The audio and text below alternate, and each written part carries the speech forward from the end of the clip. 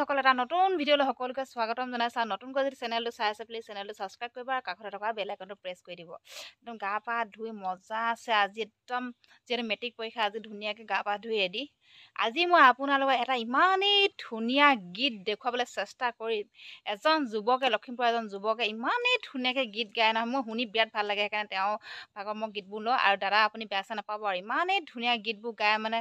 যিহেতু মেট্ৰিক পৰীক্ষা প্ৰত্যেক ল'ৰা ছোৱালী ছাত্ৰ ছাত্ৰীক লৈ এটি গীত গাইছিলে, তেওঁ ইমান সুন্দৰ এটি গীত পৰিৱেশন কৰিছে, সঁচা মানিব লাগিব। কিন্তু দেই ইমান ধুনীয়া সুৰ, ইমান ধুনীয়া কণ্ঠ, ইমান ধুনীয়া মানে কথা সুৰ মানে ক'ব নালাগে আৰু ইমানেই ধুনীয়াকৈ গানটো মিলাই নিছে। আৰু বেছি দেৰি নকওঁ, মই আপোনালোকক এই গীতটো শুনোৱাব চেষ্টা কৰিছোঁ। শুনকচোন বাৰু এই গীতটি।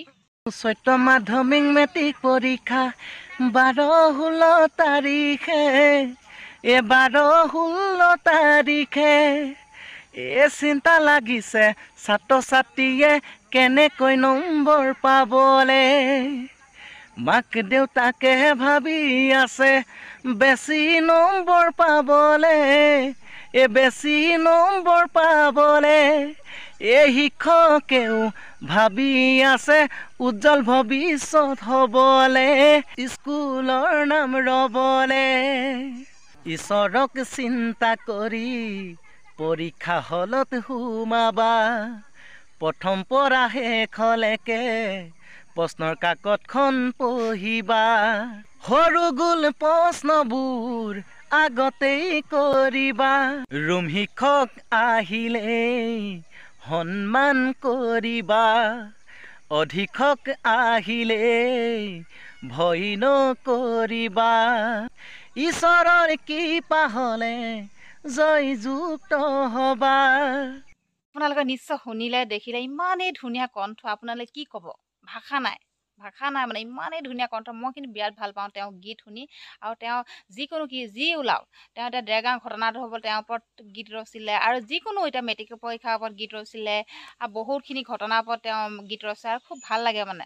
আৰু তেওঁক যদি আপোনালোকে বিহু শ্ব'ত বা ক'ৰবাত বিচাৰে তেওঁ সেই যুৱকজনক, তেতিয়াহ'লে আপোনালোকে কণ্টেক্ট কৰিব পাৰে আৰু লগতে কমেণ্ট এটা কৰি নিশ্চয় জনাব পাৰে। আৰু গীতটো কেনেকুৱা পালে নিশ্চয় কমেণ্ট কৰি জনাব। আৰু এই ডেকাজনক আপোনালোকে আগুৱাই যাবলৈ আশীৰ্বাদ কৰিব।